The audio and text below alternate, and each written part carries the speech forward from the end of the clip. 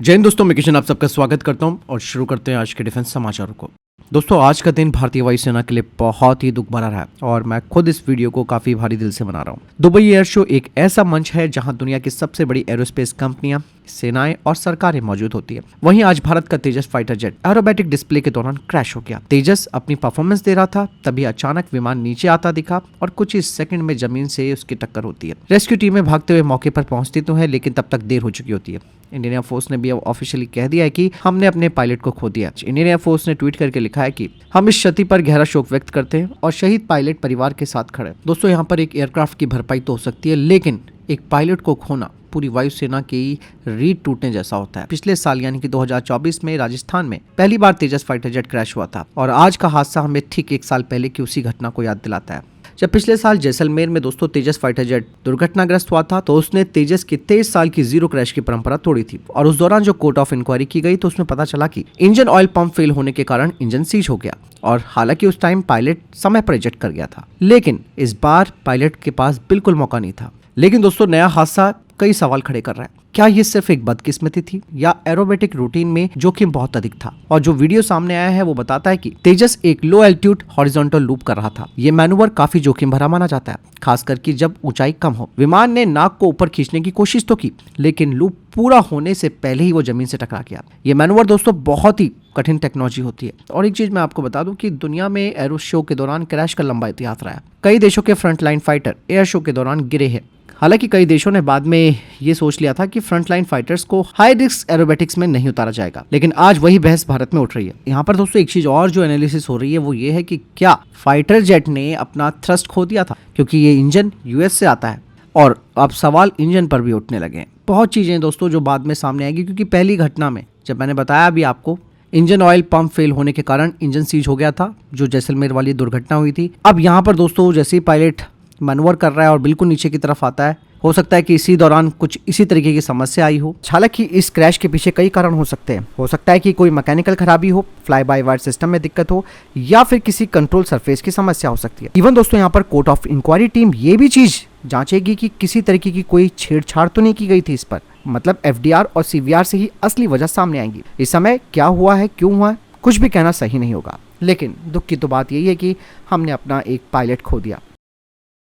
दूसरी तरफ दोस्तों, वेदा एरोनॉटिक्स ने फ्रांस की मित्रावेव डिफेंस के साथ एक मेक इन इंडिया समझौता किया। इस डील के तहत फ्रांस की एक कंपनी दुनिया भर में इस्तेमाल होने वाले पल एकॉस्टिक घोस्ट डिटेक्शन सिस्टम और नया एंटी ड्रोन एकॉस्टिक सिस्टम पूरी तरह से अब भारत में बनाएंगी। ये सिस्टम भारतीय टैंकों जैसे कि BMP-2, T-90, Arjun mark 1A और आने वाले जोरावर टैंक पर लगाया जाएगा। इस टेक्नोलॉजी की दोस्तों सबसे बड़ी खासियत ये है कि ये गोली चलने की आवाज, RPG लॉन्च, मोर्टार फायर और सुपरसोनिक बुलेट क्रैक को सिर्फ मिली सेकेंड्स में पकड़ लेता है और स्क्रीन पर तुरंत बता देता है कि दुश्मन कहाँ है, कितनी दूरी पर है और किस दिशा में। और ये नया एंटी ड्रोन एकॉस्टिक सिस्टम जो बिना रडार के सिर्फ आवाज से दूर उड़ते हुए ड्रोन को पहचान सकता है। और आज जब सबसे सस्ते FPV ड्रोन युद्ध का सबसे बड़ा खतरा बन चुके हैं, तो ये क्षमता भारतीय टैंकों को बेहद जरूरी बढ़त देगी। और बाकायदा इस समझौते में वेदा एरोनॉटिक्स को पूरा सोर्स कोड और टेक्नोलॉजी भी दी जा रही है। आप ये इंटरव्यू देख सकते हैं।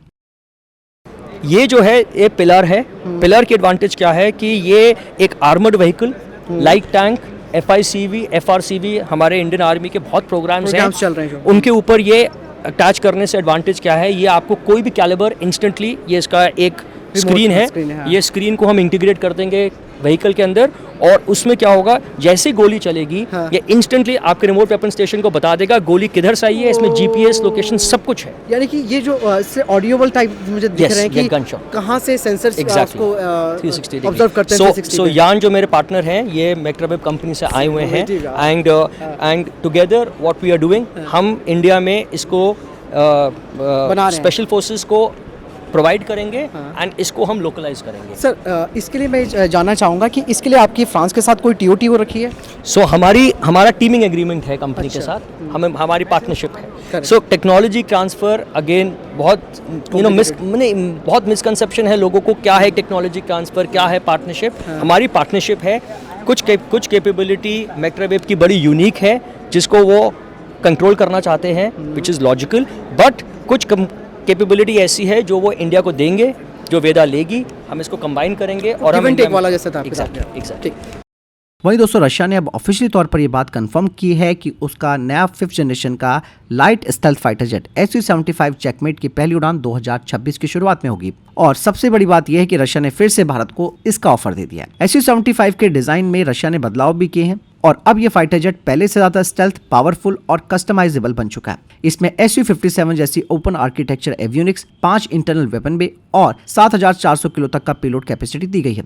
रशिया तो दावा कर रहा है कि ये जेट F-35 और चाइना के FC-31 का सस्ता ऑप्शन होगा और कीमत लगभग 50 से 60 मिलियन डॉलर। भारत के लिए दोस्तों रशिया ने कई बड़े वादे किए। इसके लिए वो भारत को full transfer of technology, Bharat में पूरी तरह प्रोडक्शन, भारत के लिए एक्सक्लूसिव एक्सपोर्ट राइट्स और यहां तक कि इंजन चुनने का भी ऑप्शन दे रहा है। यानी कि अगर भारत चाहे तो वो Su-75 का एक इंडियन स्पेशल वेरिएंट भी तैयार कर सकता है। नाउ अब चैलेंजेस क्या हैं वो भी आप समझ सकते हैं। जैसे रशिया से डिले हो सकती है चीजें, सेंक्शन, और फिर इंडियन एयरफोर्स भी काफी इस चीज को लेकर सावधानी भी बरतती है। देखने वाली बात यह है कि MRFA और AMCA के बीच Su-75 को मौका मिलता है या नहीं, ये तो तय समय बताएगा। फिलहाल इस बारे में आपकी क्या राय है, कमेंट सेक्शन में लिखकर जरूर बताएगा।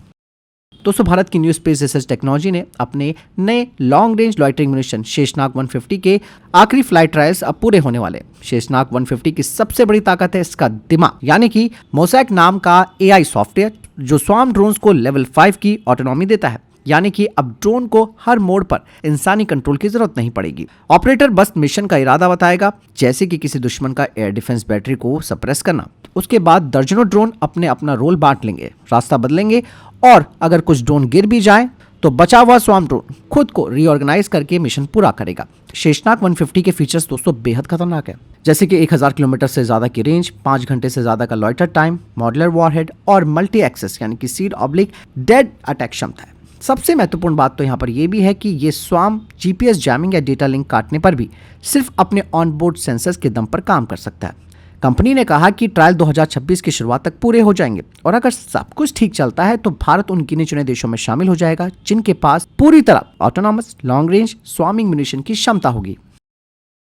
वहीं दोस्तों अमेरिका का मेट्रा कंपनी का KC-135 पहली बार भारत पहुंचा है और इसने इंडियन एयरफोर्स के आगरा स्टेशन पर सफलतापूर्वक लैंडिंग की है। ये वही टैंकर है जो US एयरफोर्स के साथ 1950 के दशक से काम कर रहा है और अब इसी प्लेटफॉर्म का इस्तेमाल भारतीय पायलट अपनी air to air refuelling training में करेंगे। ये टैंकर बूम और ड्रॉप दोनों सिस्टम सपोर्ट करता है, इसीलिए ये रफाल, मिराज 2000, Su-30 MKI और नेवी के MiG-29K तक सभी को रिफ्यूल कर सकता है। और भारत ने इसी साल मेट्रा के साथ एक 3 साल का वेट लीज कॉन्ट्रैक्ट साइन किया था। इसमें मेट्रा एयरक्राफ्ट, क्रू, मेंटेनेंस सब उपलब्ध कराती है और इंडियन एयरफोर्स को हर महीने 100 घंटे तक रिफ्यूलिंग फ्लाइट मिलती है। एक्चुअल में दोस्तों ये इसलिए भी जरूरी है क्योंकि इंडियन एयरफोर्स के पुराने IL-78 टैंकर लो सर्विसिबिलिटी के कारण लगातार परेशानी झेल रहे हैं। ऐसे में मेट्रा दुनिया की सबसे बड़ी कमर्शियल AAR कंपनी है जिनके पास 18 KC-135 टैंकरों का फ्लीट है और ये कई नाटो और US मिशनों को सपोर्ट दे चुका है। KC-135 के आगरा पहुंचने से इंडियन एयरफोर्स के पायलट अब लंबी दूरी के मिशन, हिमालयन बॉर्डर में पेट्रोल और इंडियन ओशन ऑपरेशंस के लिए बेहतर ट्रेनिंग कर पाएंगे।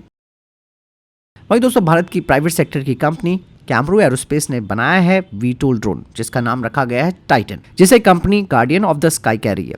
टाइटन की दोस्तों सबसे बड़ी ताकत है 10 घंटे से ज्यादा लगातार उड़ान और ऐसी निगरानी क्षमता जो दिन रात धुंध या बारिश किसी में नहीं रुकती। इसका high and EO/IR camera system 200 kilometre से ज्यादा रेंज में दुश्मन की हर हरकत को पकड़ सकता है और सैटेलाइट लिंक इसे रेडियो रेंज से भी आगे ऑपरेट करने देता है। टाइटन को खास बनाती है इसकी ऑल इंडिया ऑपरेशनल क्षमता है, मतलब सियाचिन, थार और सी लेवल से, यानी कि तीनों आर्म फोर्सेज के लिए एक ही ड्रोन किसी भी इलाके में इस्तेमाल हो पाएगा।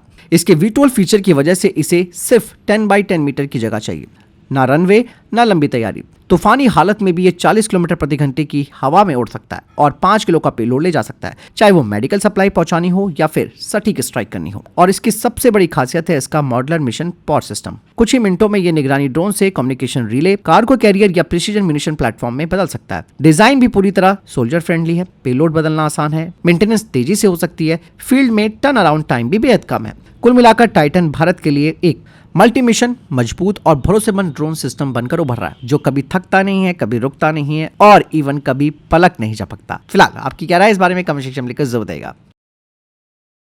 वहीं दोस्तों पेरिस के मिनीपोल 2025 में भारत की MKU ने अपना नया एक्सियन थर्मल कोर लॉन्च किया और इसी के साथ कंपनी ने यूरोप में इलेक्ट्रो ऑप्टिक्स टेक्नोलॉजी पार्टनर के रूप अपनी मजबूत मौजूदगी भी दर्ज करा दी है। और इस इवेंट की शुरुआत में MKU ने साफ कहा है कि ये सिर्फ एक प्रोडक्ट लॉन्च नहीं है बल्कि क्षमता का अगला स्टेप है। नेत्रो ऑप्टोनिक्स डिवीजन की CEO प्राची गुप्ता ने कहा कि हम लैब्स के लिए नहीं बल्कि बैटलफील्ड के लिए डिजाइन करते हैं। हमारा मिशन है सैनिकों को साफ तस्वीर, बेहतर अवेयरनेस और ज्यादा सर्वाइबिलिटी देना। नेत्रो एक्सियन की बात करें तो ये एक कॉम्पैक्ट लेकिन हाईटेक थर्मल इमेजिंग कोर है जिसमें 12 माइक्रोन पिक्सल पिच वाला आधुनिक अनकूल्ड माइक्रोबोलोमीटर सेंसर लगा है। ये ज्यादा शार्प थर्मल इमेज, लंबी डिटेक्शन रेंज और हर मौसम में भरोसेमंद परफॉर्मेंस देता है। और साथ ही इसमें एडवांस इमेज प्रोसेसिंग के फीचर्स हैं और इसे दोस्तों कई प्लेटफॉर्म पर लगाया जा सकता है जैसे कि weapon sites, recon systems, drone और मिलिट्री निगरानी प्लेटफॉर्म पर। और यही वजह है कि MKU यूरोपियन OEMs को इसे एक रेडी टू इंटीग्रेट सॉल्यूशन के रूप में ऑफर कर रहा है। और हाल ही में MKU को भारतीय सेना से 29,000 से ज्यादा वेपन साइट्स का बड़ा कॉन्ट्रैक्ट मिला है जो कि कंपनी की भरोसेमंद डिलीवरी का सबूत है।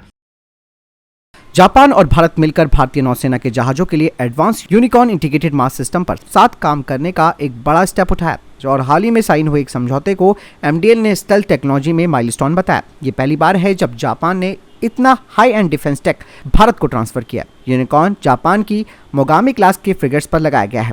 ये कॉम्पैक्ट स्टेल्थी मास्ट है जिसमें कई एंटीना, कम्युनिकेशन, डेटा लिंक और ESM सिस्टम एक ही बंद रेडोम में इंटीग्रेट होते हैं जिससे कि जहाज का रडार सिग्नेचर लगभग 50% तक कम हो जाता है। और आपको बता दें कि जापान ने इसके लिए लगभग 1.5 बिलियन येन का फंड दिया है और भारत इसका इंटीग्रेशन और को प्रोडक्शन करेगा। हो सकता है कि बेल में 60% से ज्यादा स्वदेशी कंटेंट के साथ इसे बनाया जाए। कुल मिलाकर यूनिकॉर्न डील भारत जापान की डिफेंस पार्टनरशिप में एक बड़ी छलांग है और इससे इंडियन नेवी के आने वाले जहाज अब और भी ज्यादा स्टेल्थी, मॉडर्न और फ्यूचर रेडी होंगे।